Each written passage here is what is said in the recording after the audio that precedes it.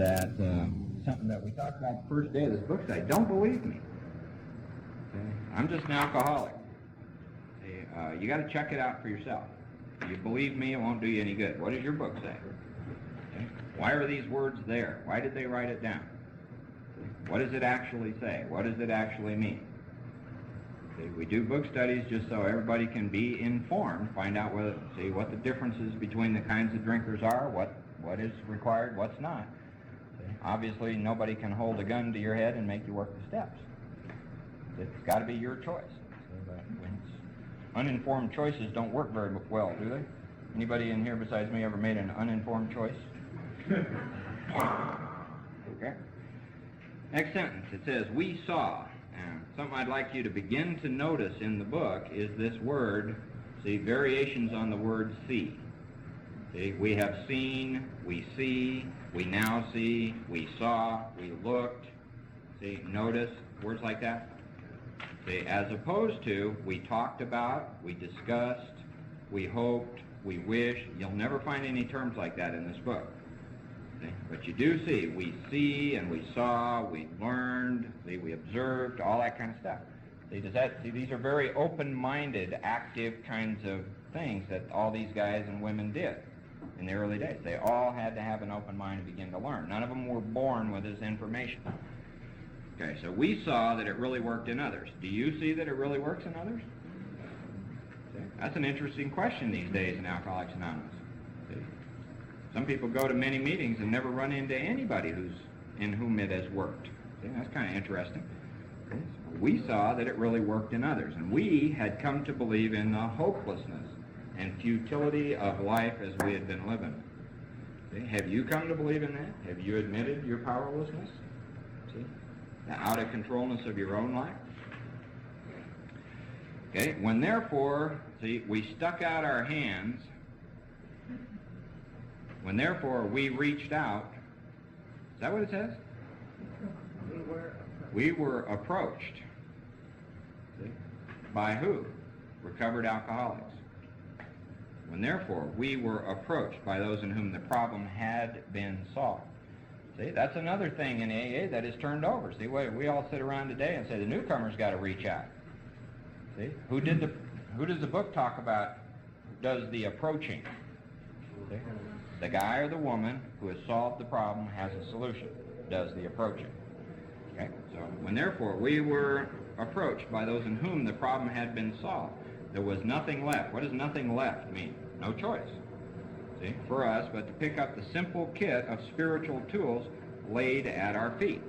Okay, those of you who have been going to AA for a while and have picked up some tools, anybody picked up any tools in a treatment center or an AA group, any of that kind of stuff? I got these tools now to deal with stuff, we tell ourselves. See, what I'd like to ask you to do, just be open-minded, see, and write down all that stuff, whatever stuff you've been doing, thinking was going to solve the problem. Stuff like dealing with feelings, finding a little child within, hugs, discussions, phone numbers, all that.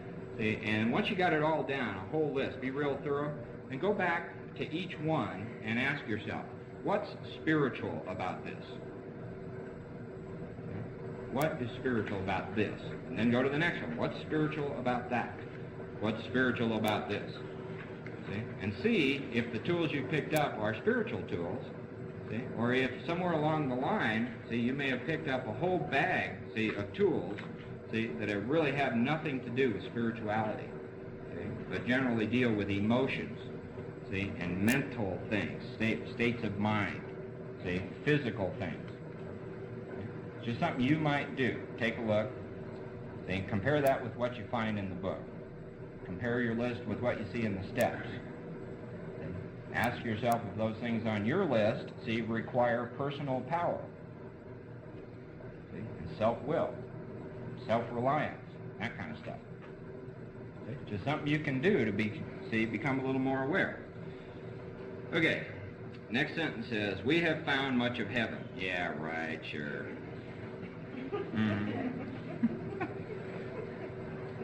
And we have been rocketed. You notice the kind of words they use in the book? Rocketed, launched, catapulted, stuff like that. You believe it? You doubt it? Where are you with that? We have been rocketed into a fourth dimension of existence of which we had not even dreamed. See, and that turns out to be very true. Okay. Now, before we go to the next sentence, everybody go to the very top of page 25. You find 4 words in capital letters up there. See those 4 words up there?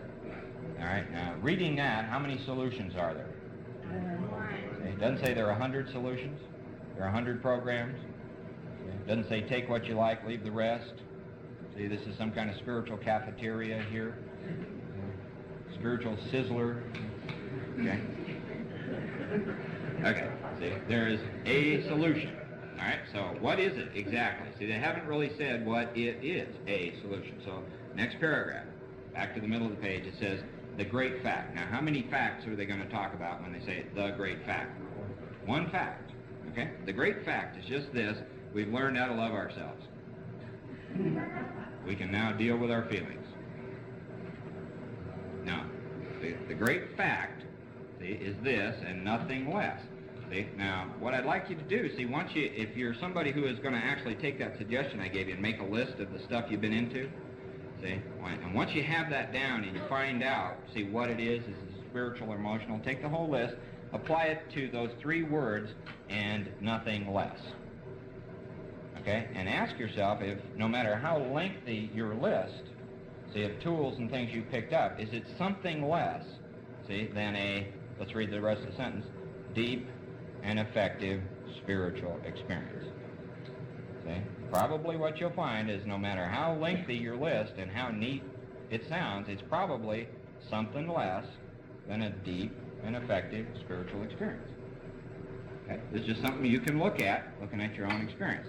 Okay? Now, if you would, keep your finger on page 25, go back to page 14 in Bill's story. And this is where Bill has just had his spiritual experience.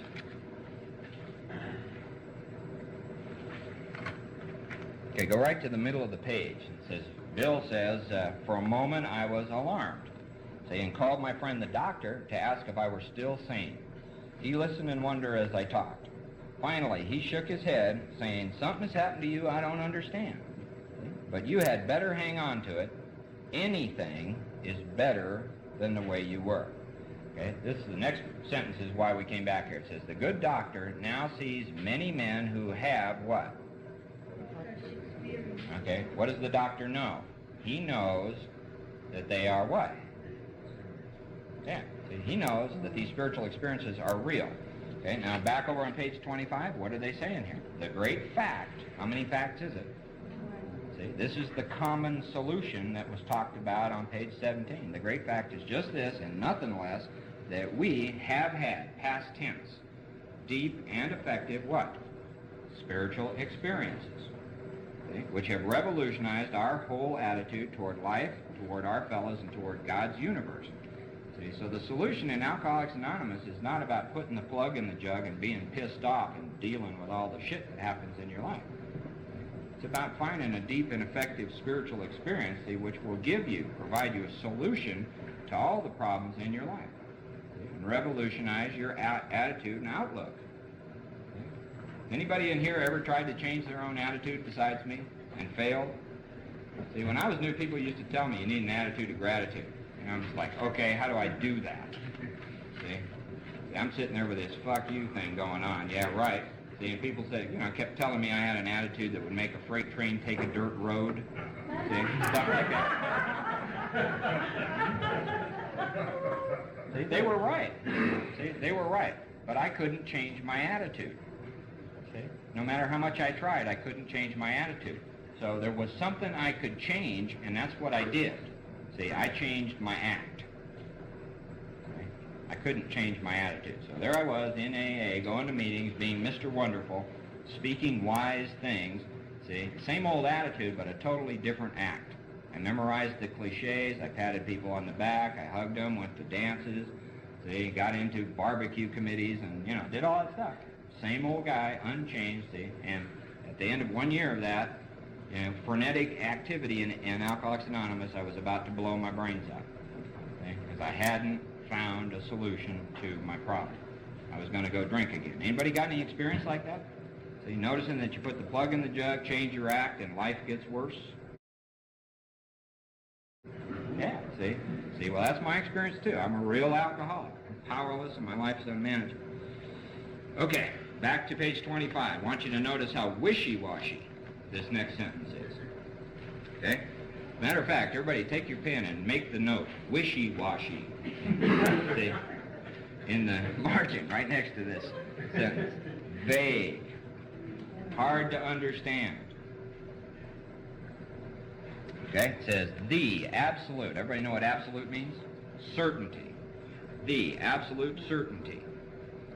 Now, I skipped something. It says, the central fact. So, one fact of our lives today is the absolute certainty that our Creator, okay, now this is God as they understand God. Everybody familiar with that? Remember we talked about you get to choose your own conception of God? See, that our Creator has. See, is that future tense? See? Has entered means it has already happened. See, so we worked the steps. See, and we've had a deep and effective spiritual experience. So our Creator has. Not we're hoping for this to happen. It has happened. Our Creator has entered, see, into our minds. Okay, and now we think about God. Is that what it says? No. Has entered where? Into our hearts. See, we probably got some people in here who were like me early, see, don't even know you got a heart. See, that could be very true. See, some of us, we get here with totally in our head and have been for years. See, and you probably don't even know what in our heart means. See, there is something other than what goes on in your head. No shit. And part of being restored to sanity is finding that out. Okay? God, see, this is not God entering into our mind. See, it's God entering into our heart. See, and lives. See, that doesn't mean lives. See, if you read it lives, it changes the whole sense, see, of the sentence. See, has entered into our hearts and lives in a way which is indeed what? Miraculous. See, so see, if you're kind of like I was when I was new, you may be real skeptical and cynical. Yeah, right, and sure, and can't happen to me, and this is bullshit. See, that's okay. Just have an open mind. See, notice that you got skepticism. See, just keep an open mind as we go through. Absolute certainty that our Creator has entered into our hearts and lives in a way which is indeed miraculous. He, meaning God, that's how they refer to God, has commenced to accomplish those things for us which we could never do by ourselves, starting with removal of the obsession to drink alcohol or do drugs. Powerless. Okay? See, but as we get further into the book, see, what we're going to find out is that God will commence to accomplish a whole bunch of other pretty neat stuff. Okay, so everybody understand how wishy-washy that is? That's the solution? See anything in there that says easy does it? Fake it till you make it? Learn how to love yourself? See? Get emotional, warm, and creamy now? Okay. Doesn't say any of that stuff, does it? Doesn't even hint that one. See, that's the solution. Okay, next, last paragraph. It says if. What does if mean? Yeah. See? So if. So there is a question. See, who has to answer this question? You do. See, if you are, see, underline the word are. See, if you are as seriously alcoholic as we were, problem solved. See, if you sitting here today are as seriously alcoholic as we were, okay, we believe there is no middle of the road solution. Okay, see, what do we read at the beginning of every meeting is the beginning of chapter 5, how it works. See, and one of those stark sentences that gets read right before the steps is, half measures availed us nothing. If you walk halfway across the road, where are you? You're in the middle. See, what happens to people who sit in the middle of roads? Blam. Sooner or later. Blam. See, and they're saying, see, there is no middle of the road solution. If you really are an alcoholic and you really powerless. See? So, remember the first word in the sentence is what? If. See? If you are. Now, who's the only person can tell you whether you are or not? I certainly can't. See? It's you. See? So that's, see, so I hope you're beginning to see more and more why they said that there are some requirements having to do with honesty and humility and willingness and an open mind. Everybody beginning to understand that more and more? Okay, if you are as seriously alcoholic as we were, we believe there is no middle-of-the-road solution. We were in a position where life itself was becoming impossible. Okay? And if we had passed into the region from which there is no return through what? See, if I'm loving myself, is that human? Is that human aid? I love me now. I never loved me before, but I love me now. Is that human? See, if I'm dealing with my feelings, is that human? See, if I'm working on my issues, is that human? That's all pretty human stuff. See, it isn't a matter of that's bad. See, it's a matter of it's human, and humans have no power over this. See? So if we had passed into the region from which there's no return through human aid, we had but two alternatives. Alternative is a little more stark than choice, isn't it? See, this is, what's it going to be? See, one was to go on to the bitter end, blotting out the consciousness of our intolerable situation. See, this matter of powerlessness, the issue in our lives. Okay, now, most of my life I blotted out the consciousness of this by drinking and doing drugs. Okay? And then I came into AA and I blotted it out by meetings and videos, working, see, eating, sleeping, discussions, see, all kinds of activities and stuff. See, dealing with feelings, kidding myself, see, all kinds of stuff to blot out the consciousness of my intolerable situation while I was in Alcoholics Anonymous sober. See, you might look and see if that has been going on with you. See, if it is, it makes perfect sense to me because that's what I did. Okay, so one was to go on to the bitter end, blotting out the consciousness of our intolerable situation as best we could, and the other to accept spiritual help. Okay, underline the word accept. Okay, we're going to do a little exercise here and then take a break. Okay, now everybody in the room, pick a partner. Just pair up.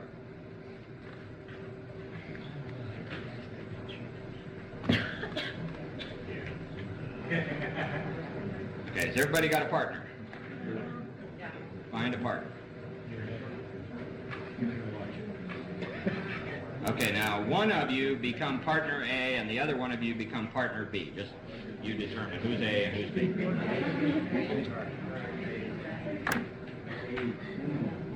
Okay, is everybody paired up and got a partner? Everybody know whether you're an A or a B. All right, all partner A's, grab your highlighter and hold it up like this. Just the A's. Okay, turn to partner B. Okay, now stick it out in front of you a little bit like this. Okay, now partner B, see, partner A is God.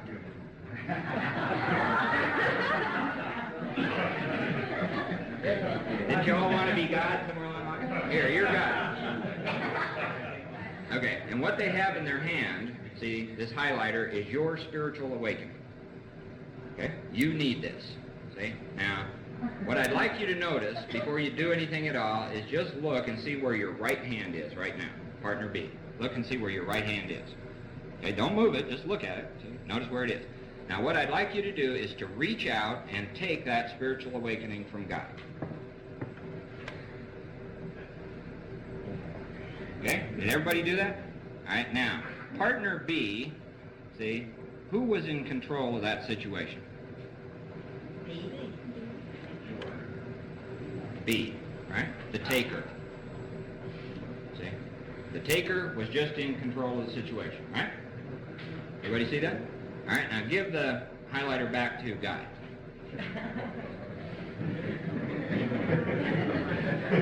Okay, now partner B, here you are again. See, and now you need a spiritual awakening, but you can't take it. See, you have to accept it. All right, so accept this from partner A. Everybody starts fumbling around now. See, accept it from partner A. Okay, how many people don't know what to do? Let's be honest. Okay. See, now we love to talk about acceptance in Alcoholics Anonymous, don't we? See, we love to reach page 449. See, we got a room full of people here who don't know what it is. See, and we got a fellowship of people who don't know what it is to accept anything. See, but boy, do we love to talk about it and read about it. Okay, so let's see what acceptance is. Maureen, would you come up here?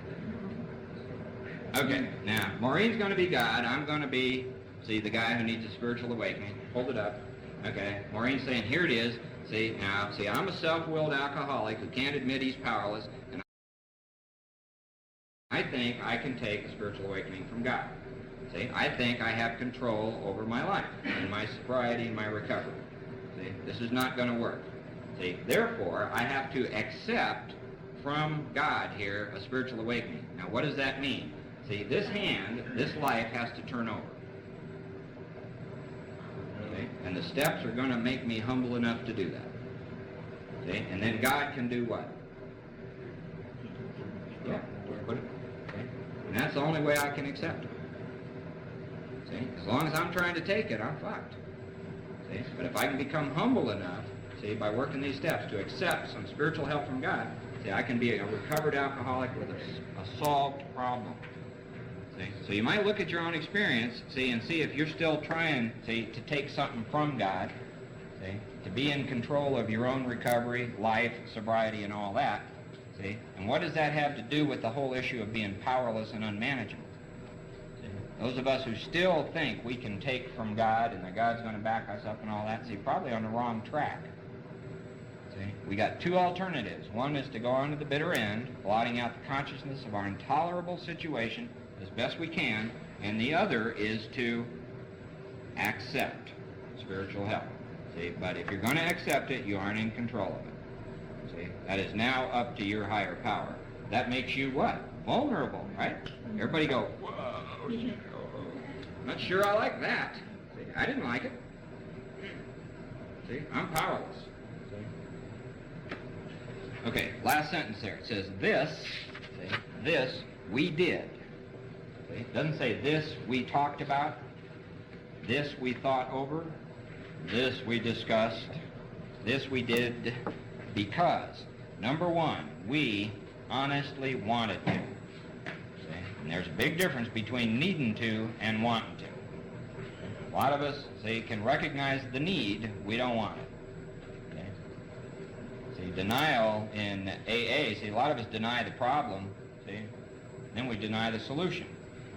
See, this we did because we honestly wanted to and were willing to do what? Right. See, what was the word Bill used at the top of page 14? A price had to be paid. See, this is hard work, directions are there, they got to be followed. See, we were willing to make the effort. See? People on the easier, softer routes aren't willing to make the effort or pay the price. So this we did because we honestly wanted to and were willing to make the effort. Okay, let's take a break and then I'll finish the chapter. Getting a handle on what to accept means? Begin to look at this in some new way.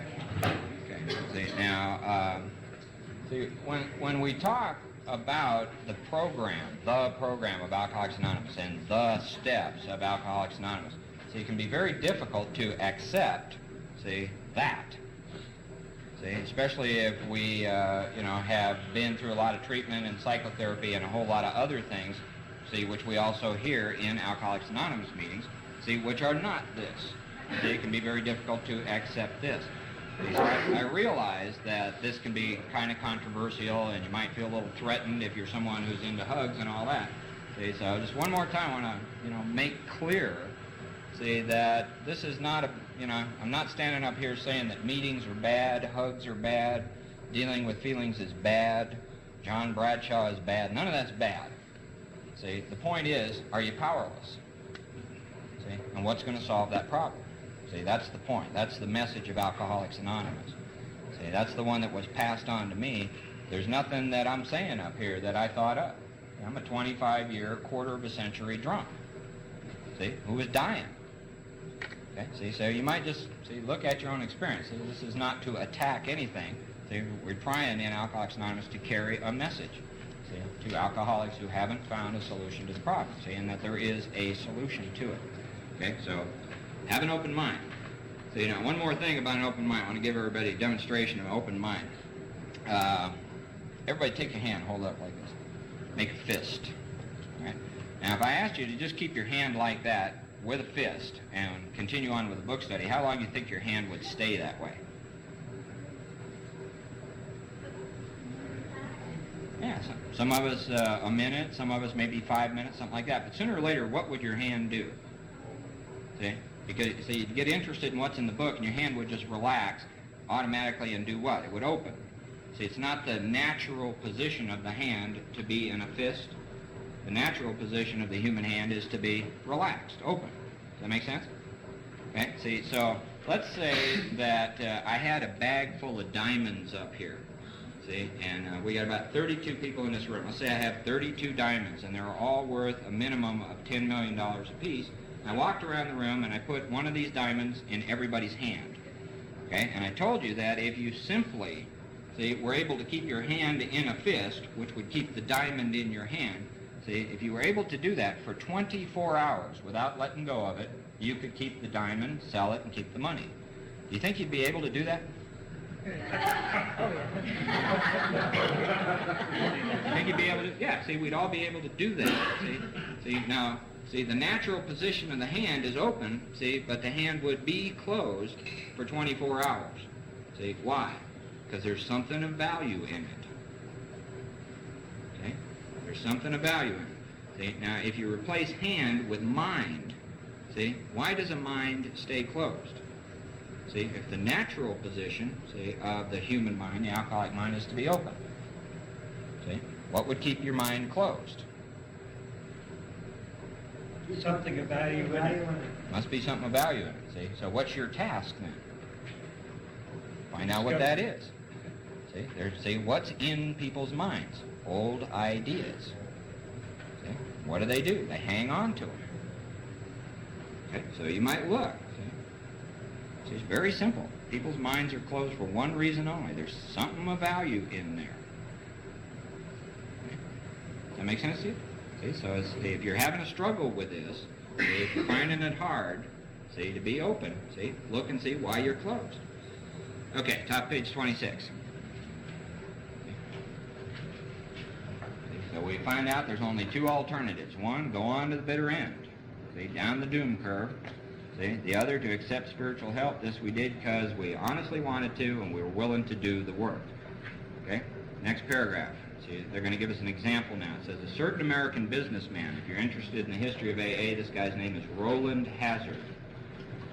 See, and he's one of the two guys that 12-stepped Ebby Thatcher, who's the guy that 12-stepped Bill Wilson. Right? Now, this guy, as far as I know, was never actually a member of Alcoholics Anonymous. He was a member of the Oxford group, which was the predecessor of Alcoholics Anonymous. Okay, a certain American businessman had ability, good sense, and high character. For years, he had floundered from one starting point to another care unit, see, to the Betty Ford Center, in and out. See, we just don't call them sanitariums these days. See? None of us say, hey, I just got out of the sanitarium 2 days ago and I'm at my first AA meeting. See, we don't like that word. See, so we call them what? Recovery houses and treatment centers. See, it's just a sanitized word. See, if you're interested, and you might look it up for yourself, the word sanitarium means a facility which is, no, not a facility, an institution for the treatment of the chronically diseased. Okay? What's starting point? What's Charter Hospital? Okay? What is the Betty Ford Center? See, these are centers or institutions for the treatment of the chronically diseased. What disease do they deal with? Alcoholism. See, what are they? They're sanitariums. Okay? So he had floundered from one sanitarium to another. Word flounder, you ever seen a fish in the bottom of a boat flopping around? That's what flounder means. Okay, he had consulted the best-known American psychiatrist. See, so here's this guy, years of psychotherapy, hospitals, treatment centers, and all that, no solution. Does it look like he's got a problem? This has gone on in his life for years. Then he had gone to Europe, placing himself in the care of a celebrated physician, the psychiatrist Dr. Young. How many of you are familiar with Carl Jung? So you may have heard the name, or you may have read some of his books. He's quite well known. He's one of the premier psychiatrists of the 20th century. Modern psychiatry has three principal roots or founders. This guy's one of them. The other two are Sigmund Freud and a guy named Adler. So placed himself in the care of a celebrated physician, the psychiatrist Dr. Young, who prescribed for him. Though experience had made him skeptical. See, he was skeptical that anything could be done because everything he had tried up to this point had not worked. So he shows up at Dr. Young's office, who prescribed for him, It says he finished his treatment with unusual confidence. Now, what kind of confidence do you think he had? Self-confidence. Yeah. All right. It says his physical and mental condition were what? Unusually good. All right. Now, underline physical, that's the body. Mental, that's the mind. Okay. Alcoholics Anonymous tells us that this is a hopeless state of mind and body. Here's an alcoholic, see, whose mind and body are in unusually good condition. What does that mean? Well, you know, he's probably staying away from sugar, and he's probably exercising, and he probably lost 15 pounds, see, and he's probably got his medical things taken care of, so he's rather robust and healthy physically at this point, okay? And mentally, what has he done? What does good mental condition mean? See, has he dealt with his feelings? Does it look like he's in control of his emotions? See, his issues and his problems? See, he did this with the psychiatrist. See, he's in touch with all of that. He understands the buttons. He's not going to allow people to do what he has allowed people to do. See?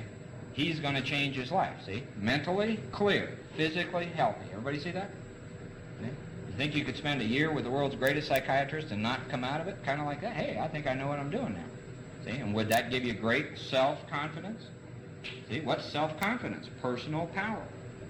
Okay, so here he is in this condition. He has achieved, at this point, what many of us in Alcoholics Anonymous are still looking for.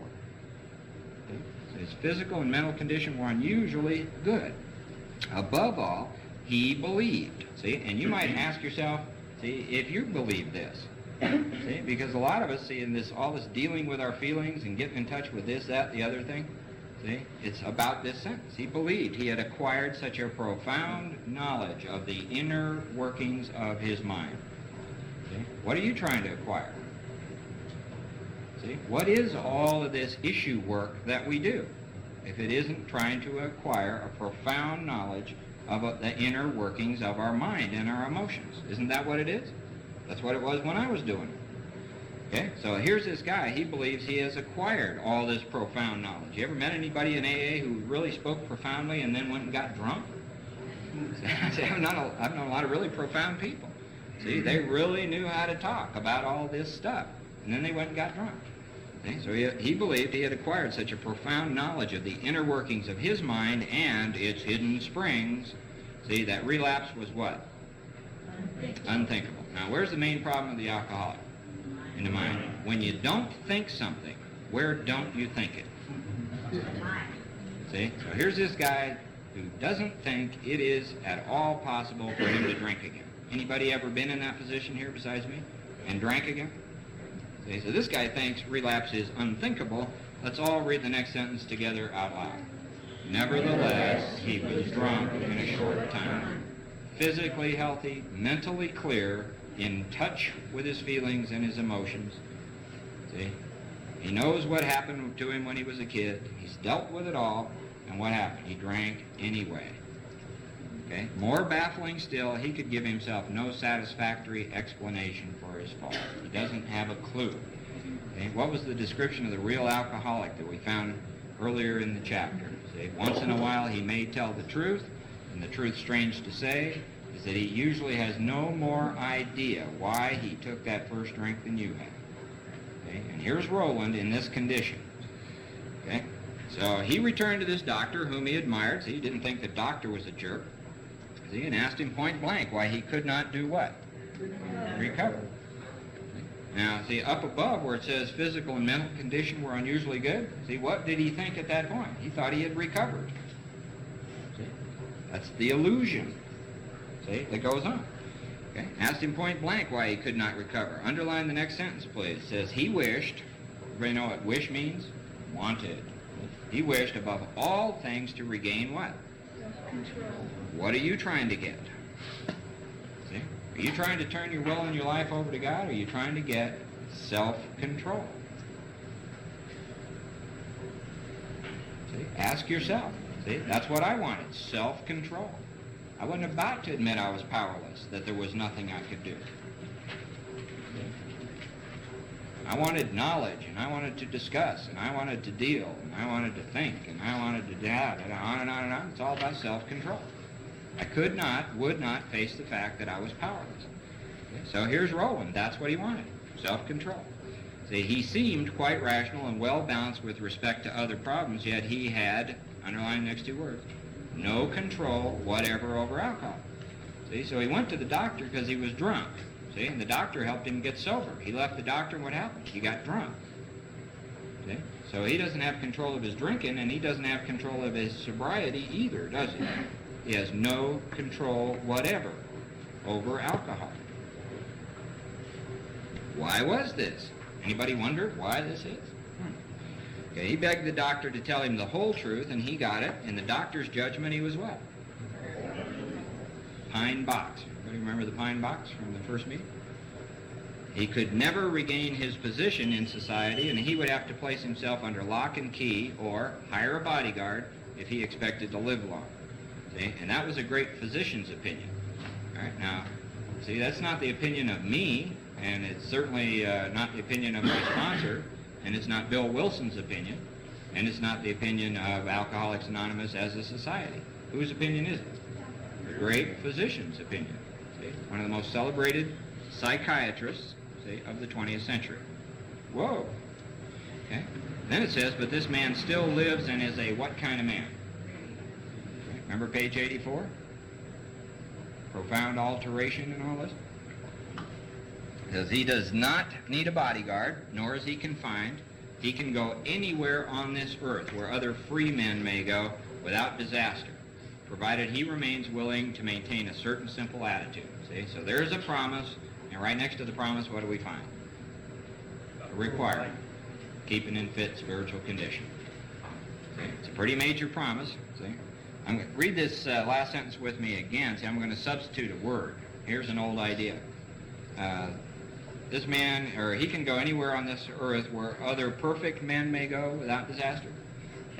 Where other holy men may go without disaster? No. He's not perfect, he's not holy, doesn't walk on water, ain't a guru. Just a guy, see, who had a spiritual experience, removed his obsession. He's now free. See, this guy can now go into slippery places. Stay out of slippery places. See, read chapter 7. It says if you can't go into slippery places, you ain't recovered. Very interesting. See, so it pays to have an open mind, read the book. See, ask yourself, do you want that? Do you want to be free? Okay, top page 27. Some of our alcoholic readers may think, where will they think this? That they can do without spiritual help. See, you might ask yourself, are you really trying to do this on your own? See, let us tell you the rest of the conversation our friend had with his doctor. The doctor said, you have the mind of a chronic alcoholic.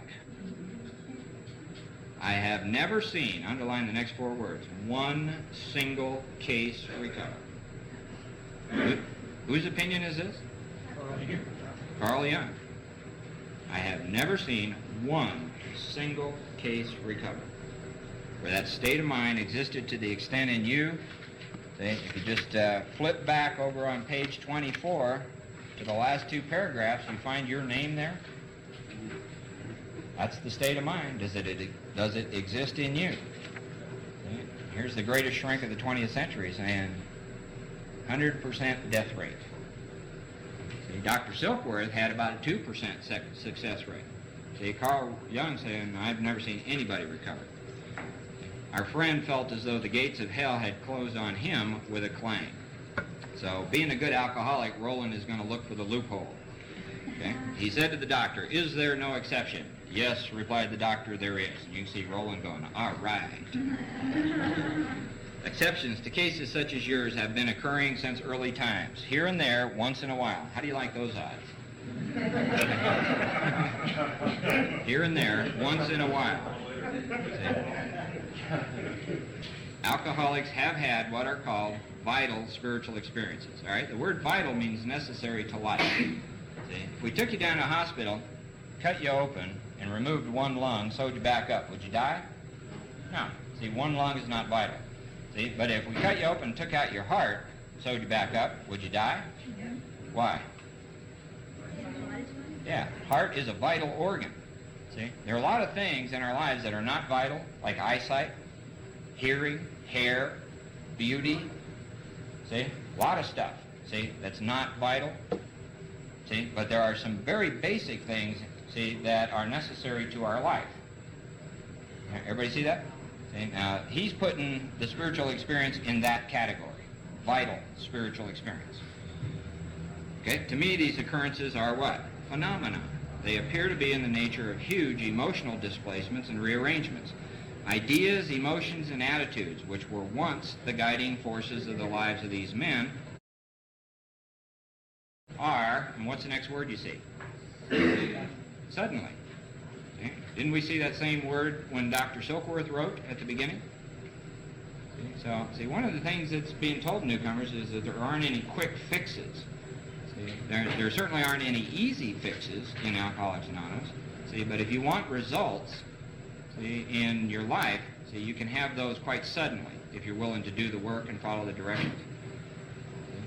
Are suddenly cast to one side, and a completely new set of conceptions and motives begin to dominate them. I'd like to suggest that everybody sometime in the near future get a dictionary and be very clear about what the word new means. See, because the word new pops up a lot in the book, see, and the word new doesn't mean the same old shit painted red. Okay. See, so find out what it means. Okay? Suddenly cast to one side, and a completely new set of conceptions and motives begin to dominate them. See, so what is he describing? He's describing a major change, isn't he?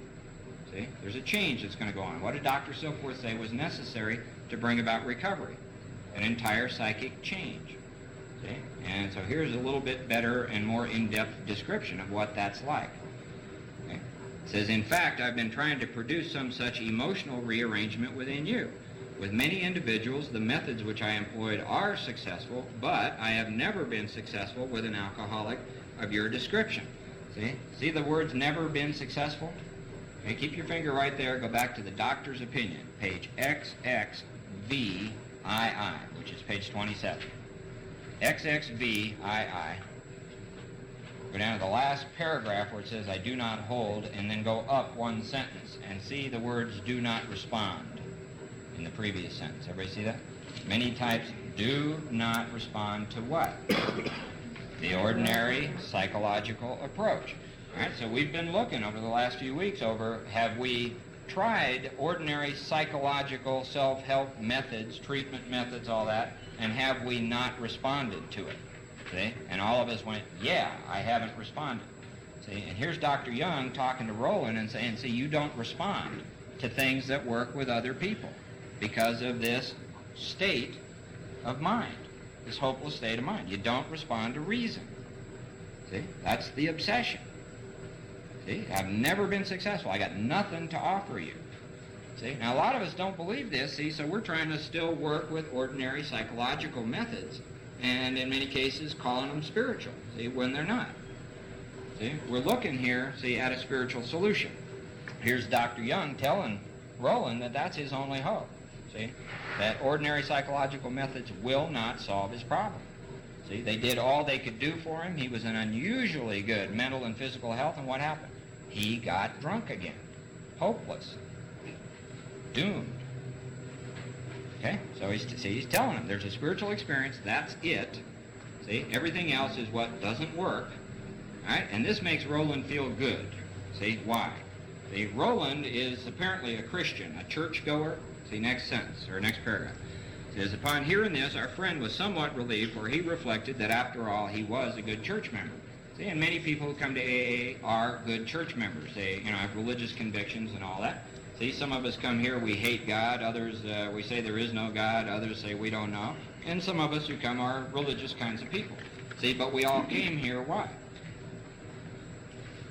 Couldn't stop drinking. See, so here's Dr. Young, see, telling Roland, see, that while his religious convictions were very good, says this hope was destroyed by the doctor telling him that while his religious convictions were very good, see, in his case, they did not spell the necessary vital spiritual experience. Okay, see, so those of you who have been religious and had some belief in God and all that in your life, and you've been wondering, see, what the difference between what we're talking about here and what's going on in your religion. See, we're not here to attack religion or to tell you to give up your religion or any of that kind of stuff. See, Alcoholics Anonymous is very open-minded about that.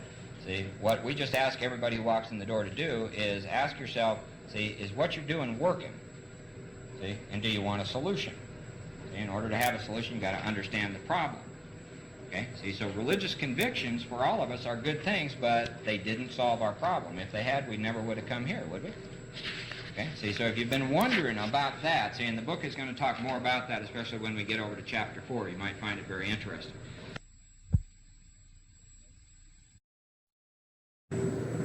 Okay, top of page 28. Here was the terrible dilemma. Everybody remember what dilemma meant? Unsolvable problem. Unsolvable problem. Here was the terrible dilemma in which our friend found himself. See, so what did he know at this point? See, he knew he was going to continue drinking. See, and that there was no hope of ever stopping. See, except for spiritual experience. So here was the terrible dilemma in which our friend found himself when he had the extraordinary experience, which, as we've already told you, made him a what? A free man. Okay? We, in our turn, came up with our own program. We, in our turn, took what we liked and left the rest. We, in our turn, did what? What's it say? Sought the same escape with all the desperation of drowning men. So, yeah, some of us, when we come to AA, are pretty desperate, and others of us aren't. See, I wasn't desperate enough when I came to AA, so it took a year of white-knuckle sobriety, see, suicidal depression, see, an inability to get out of bed, see, an inability to work, see, or do anything else, see, that brought me to the point where I was desperate enough, see, to work the steps of Alcoholics Anonymous. So I can just share my experience with you. Some of us in here, I'm sure, are desperate. And others of us aren't too desperate. See? But see, you can get pretty desperate, see, even in Alcoholics Anonymous. Okay, so we, in our turn, sought the same escape with all the desperation of drowning men. What seemed at first a flimsy reed has proved to be the loving and powerful hand of God. It seemed all very flimsy to me at first. Okay? A new life has been given us, or, if you prefer, designed for living that really works. The distinguished American psychologist William James, in his book, Varieties of Religious Experience, indicates a multitude of ways in which men have discovered God. We have no desire to convince anyone that there's only one way by which faith can be acquired. So in Alcoholics Anonymous, we just say we understand the problem and we have a solution for it if you want it. We have no desire to convince anyone that there's only one way by which faith can be acquired. If what we have learned and felt and seen means anything at all, it means that all of us, whatever our race, creed, or color, are the children of a what?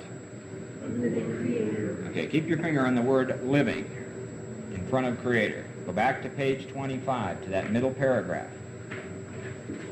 Okay? The second sentence where it says, the central fact of our lives today is the absolute certainty that our what?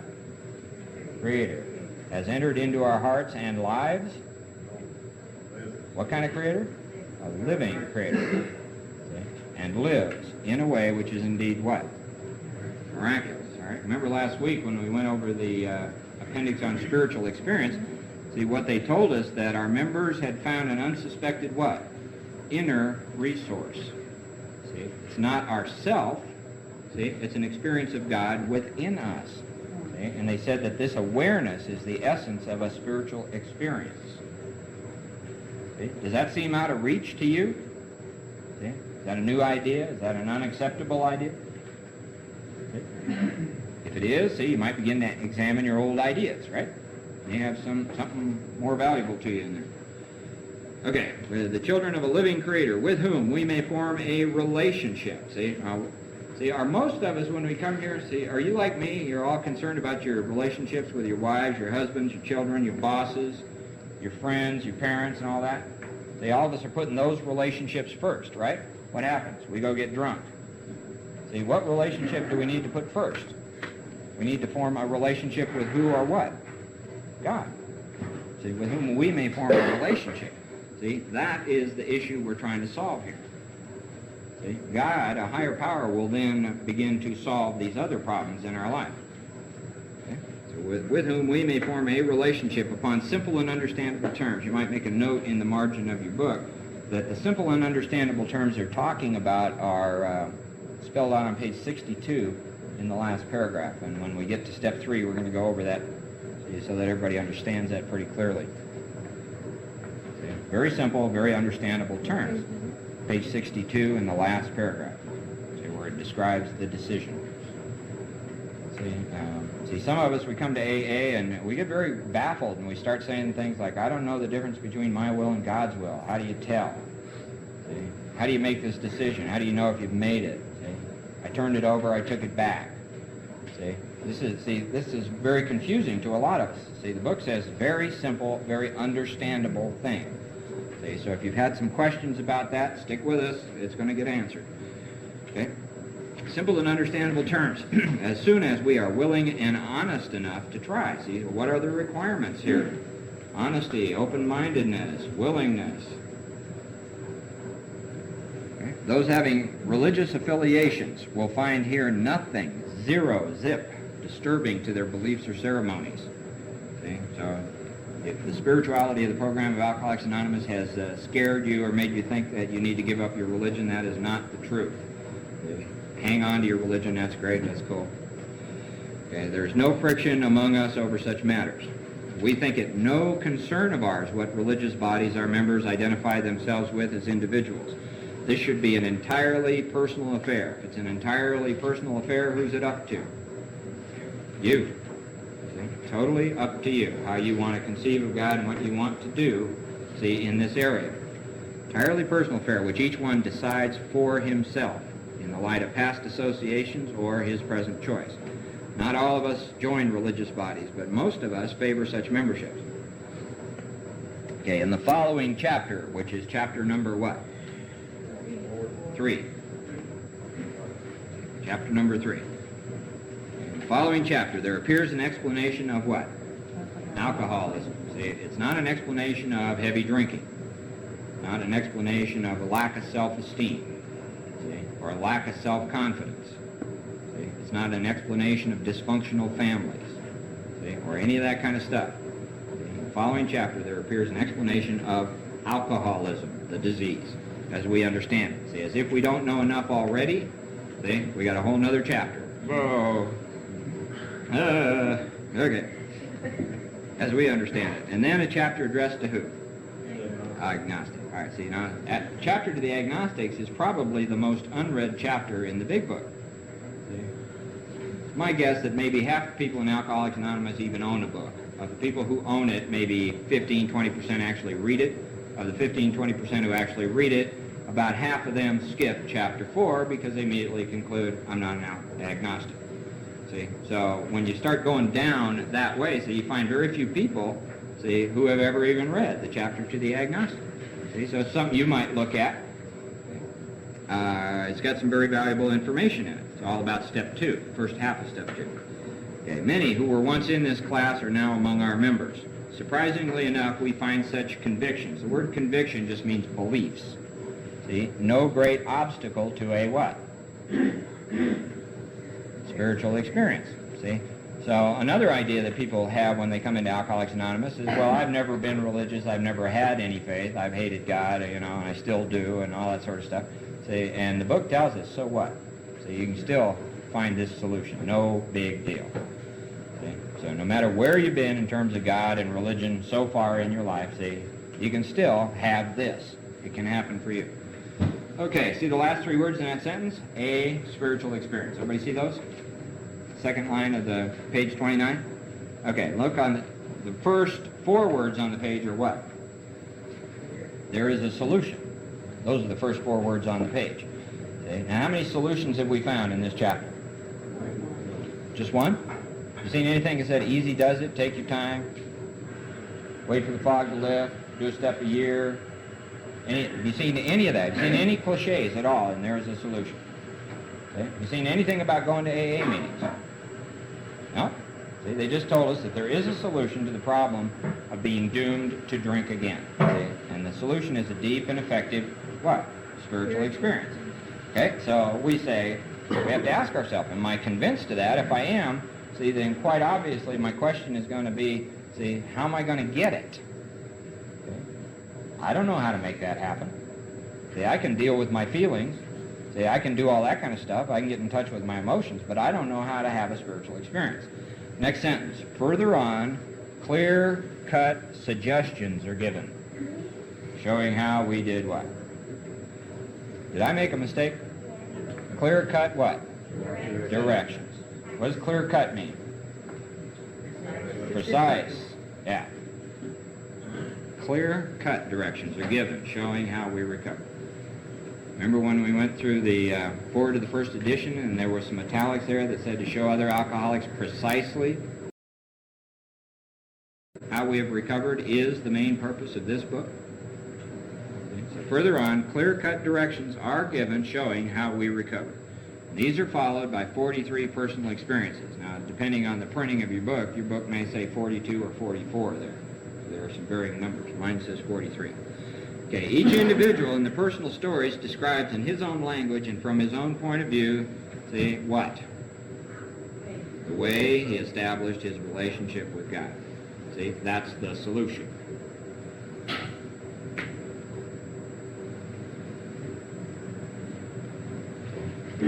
See, so we're ending up on page 29, see, pretty much saying the same thing they told us on page 17. Remember that? The great fact? See? So we have discovered a common solution. We have a way out on which we can absolutely agree. We got clear-cut directions. See? I hope, see, if you've been confused about this, this is beginning to take some of the mystery out of this. See, a lot of us get the idea that, you know, there's some kind of mystical voodoo that goes on in Alcoholics Anonymous. You know, if God likes you, then he'll solve your problem, and then say, none of that. Clear-cut directions, how to do it. Okay, these give a fair cross-section of our membership and a clear-cut idea of what has actually happened in their lives. See, what's that? What it was like. What happened. What it's like today. That was the purpose of the stories.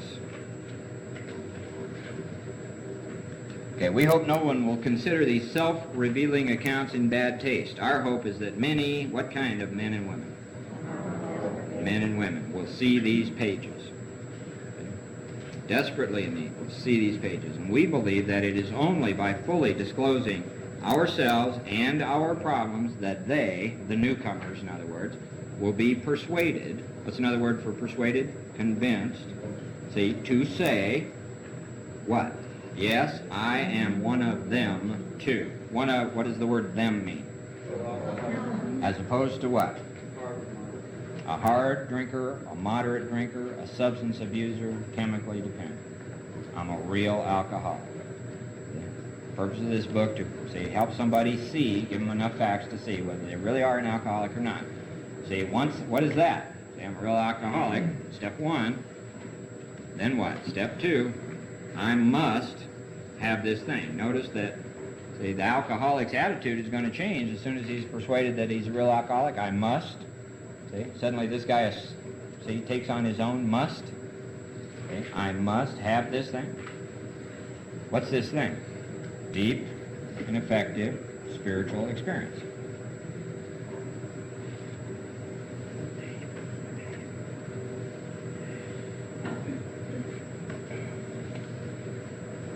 Okay, everybody got the notes on there? Now, do you remember that circle diagram that we drew on the board last week? Had me in the middle, 5 circles around that, and circles around that. Everybody draw that again. Get another piece of paper, draw exactly the same thing. Put the same names in it. Just don't fill it out.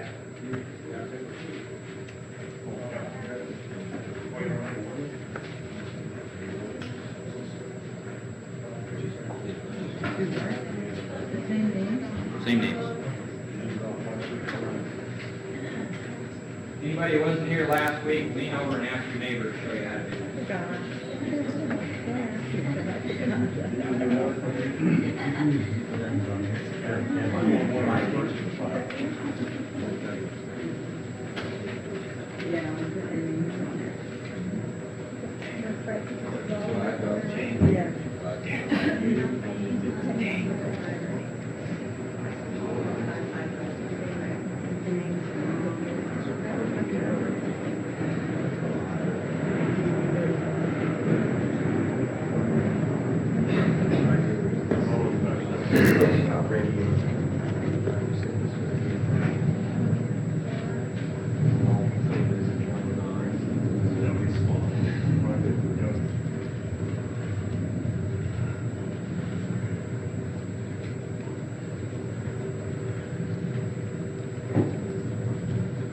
might remember what we were looking at last week is how the disease of alcoholism, see, grabs the sufferer and then it engulfs everybody who comes in contact, and how it spreads out, why there's an Al-Anon, why there's an ACA, how we kid ourselves saying I'm only hurting myself, pretty much unaware, see, of the damage we're doing to ourselves and to other people in our lives. Everybody remember that? Okay, so, you know, we're talking about a solution or a change. See, so what we're going to see now, see, is some promise that comes from the book about this very thing. This is not about, you know, walking on water and being perfect and holy and having all the answers, all that kind of stuff. It's about having a solution.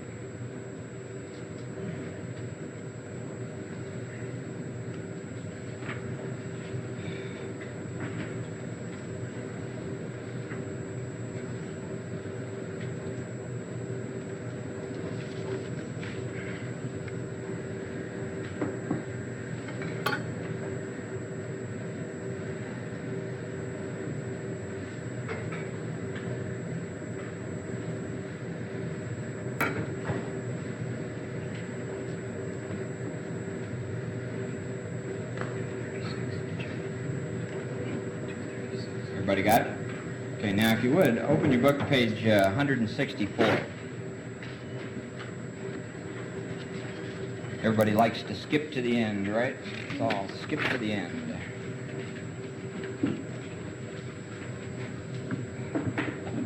Let's go right to the middle of page 164. Okay, it says our book is meant to be directions. Oops, see, now here we find this thing suggestive only. See, one more time. See, notice how that goes through the book? See, why is that? See, because, you know, I mean, I look at my own experience. Every time in my life somebody told me I had to do something, I did this. See, even if I knew it was good for me, I wouldn't do it. Even if I knew it was right and would work, I wouldn't do it simply because somebody told me to do it. See? Have you ever had one of those situations in your life, you know, when you are just about to do something? See, you know it's the right thing to do, you're about to do it, Maureen walks in and says, hey, why don't you pick that up? Oh, fuck. See, I won't do it. See, I was going to do it before she walked in and said something, but as soon as she said something, see, bam, oh no. See, I won't do it. See, does everybody see, you understand that? See, so I just want, there's this thing that goes on in AA where people who don't want to work the steps like to seize on this word suggestion that you find a couple of places in the book, page 58 back here. See, and oh, it's only suggestions, you don't have to. Well, it's true, see, it's suggestions. See, you don't have to do it, nobody can hold a gun to your head. See, it's the obsession to drink alcohol that holds the gun to your head, see, if you're a real alcoholic. Okay? See, so we're not here to say, you got to do this, and see, nobody in Alcoholics Anonymous is here to run your life and see, tell you what to do and all that. See, our job is to adequately present the program to everybody who walks in the door, so that they have a fair shot, see, at doing this. See, those of us who don't do it and return to drinking, see, we can't blame that on anybody else. See, once we've had an adequate presentation and a fair shot at this. See, denial's okay, relapse is okay, it's all okay. See, this is suggestive only, we can't make anybody do it. See, I just took these suggestions because I knew I was going to die. See, I just got that open-minded. So, see, our book is meant to be suggestive only. We realize that we know what? Only a little. See? And isn't that kind of an amazing statement for people who seem to know so much? See? Isn't that a kind of a weird, paradoxical kind of thing? See, one of the things these guys knew, these guys, men and women, see, was that they didn't have all the answers. They stated that quite clearly in the book. See, one of the things I've found out now that I'm 9 years sober is the more I learn, see, the more I'm aware that there is an awful lot of stuff I don't know. I don't have a clue about. See? So it's really neat that you just keep learning and do all that kind of stuff. See, but it all comes as a result of practicing spiritual principles. So we realize we know only a little. Now the next sentence says God will constantly disclose more to you and to us. Is that a major promise or what? What does the word constant mean? Yeah, ongoing and continuous. See, constantly. See, but see, this doesn't occur, see, to people who haven't cleaned house, made their amends, and put their life on a spiritual basis. See, this particular promise got corrupted, many years ago in AA, and it goes like this. See, it always starts off with someone saying, "The book says, more will be revealed." Anybody heard that in AA? The book says, more will be revealed. The book doesn't say that. Say that it isn't in the book. See? But if you hang around AA for any length of time, you'll hear it said a number of times. But the book doesn't say that, and when it's used out of context, it's like, well, I'll just be sitting in a meeting, and one day God will enlighten me. See? And that's it. See, it's nothing like that in the book. See, God will constantly disclose more to you and to us.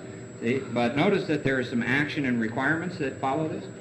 See, ask Him in your morning meditation, so there's an assumption, see, that you're going to be relying on God, and you know what step 11's about. See, what you can do each day for the man who's still sick. You have accepted the statement on the top of page 20 about a thought of others and how to help meet their needs.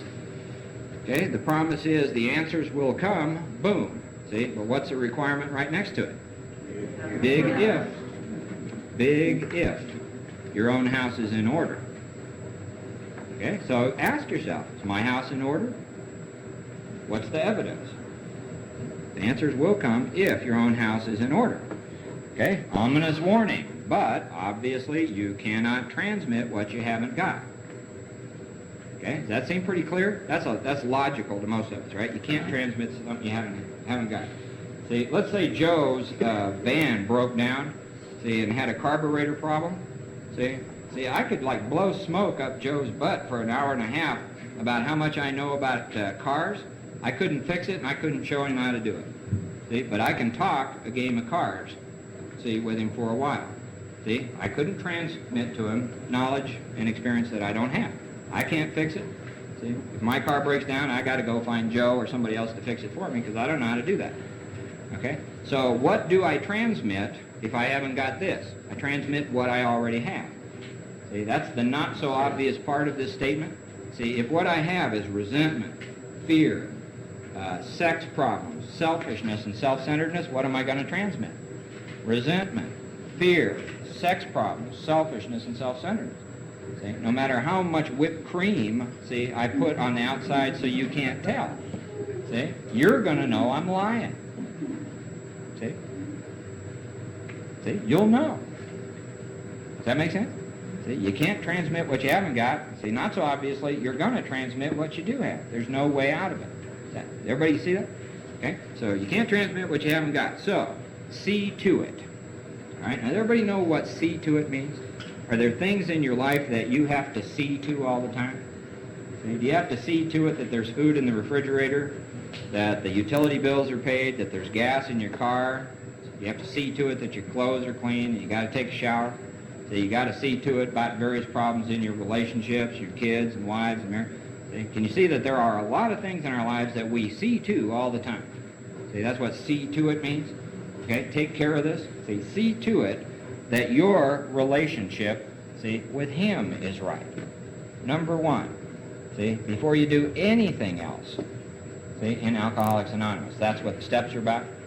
See, these are not some self-help program to deal with the little bushfires in life. See, we got to deal with the primary issue here, which is our lack of power. So see to it that your relationship with Him, see, is right. See, and what will happen? Big promise. Great events will come to pass for you, see, but not only you, countless others. See, so there's a promise, there's a requirement.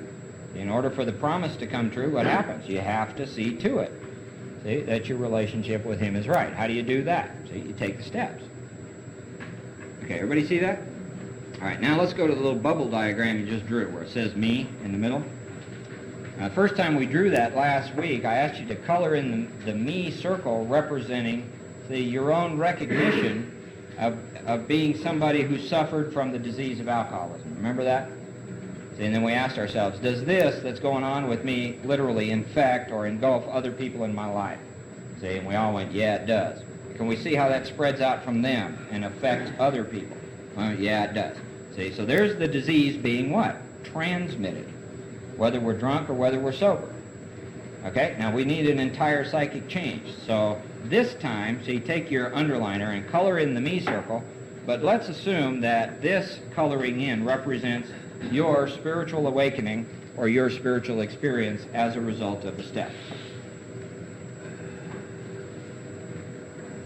Okay, now the promise we find on page 164 says that great events will come to pass for you. So there you are, see, and the promises have begun to come true in your life, and you now have an intuitive knowledge of how to solve problems, see, and a fundamental relationship with God that nobody can take away from you. You're set free from the obsession to drink booze or use drugs, see, and you find that you're no longer dependent on AA for that. See, you know that your sobriety comes from God. See? Now you have the freedom to transmit a message to other people. See? And all these major things have happened for me. I'm here for me. Yes, me. I'm the one who's important. See? Or do you think your attitude will be changed? It says, for great events will come to pass for you and countless others. Who are they? See? They are the exact same people that your disease was engulfing before this occurred. See? The change in you is going to be transmitted to those people. See, in your relationships, your families, where you work, the same place we're all having all these problems in our life. See, that we're going to find a solution for that. See, they are the countless others. See, we're not talking about the starving masses in Ethiopia here.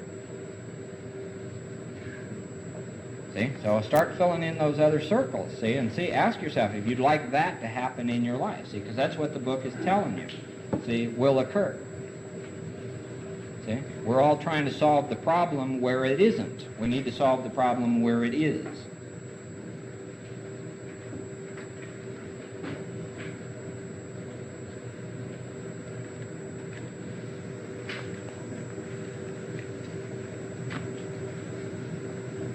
It also seems to be true when you're recovered, see, that, remember they said that your whole attitude and outlook on life will change? See, my whole attitude and outlook on life has been about plans and goals and dreams and the achieving of those things. They all can kind of be summed up in, see, where I'm going. See, that's what's important in life. Where I'm going and what happens when I get there. That's what's important. See, what I've learned from the book, see, is that it is not so important where I'm going. What's important is where I'm coming from. You might start to ask yourself if that could be true, and would that be a big change in your life? A totally new way of looking. See? Coming from selfishness, self-centeredness, coming from a God-centered point of view in life. Okay, everybody got your coloring done there? Okay, let's all read the last sentence in that paragraph together out loud. This is the great fact for us. Not a guess, not a theory, not a wish, not a dream, not a hope, not a maybe, see? Not if God likes me. See? This is the great fact, see, for any real alcoholic who can admit that they are powerless over alcohol, their life's unmanageable, see, and proceed, see, through a course of action, which is difficult and a lot of work, see, and to achieve these kind of results. See? You might start asking yourself, do you want it? Do you believe it can happen to you? See? Are you open-minded to begin to look at it? See? Get your questions answered and your doubts resolved. See? Anybody who's sitting here with a whole lot of questions and doubts and why daddy and all that, see, that makes sense to me. See? You don't have to check your brains at the door here. See? This is all about, let's get all of that. See? Ask your questions. Get it resolved. See? Find out. Be sure. See? Don't want to sit here and be ignorant and a blind believer. Okay, let's see, I guess we can stop there. We got about 5 minutes. Anybody got anything you want to say or questions you want to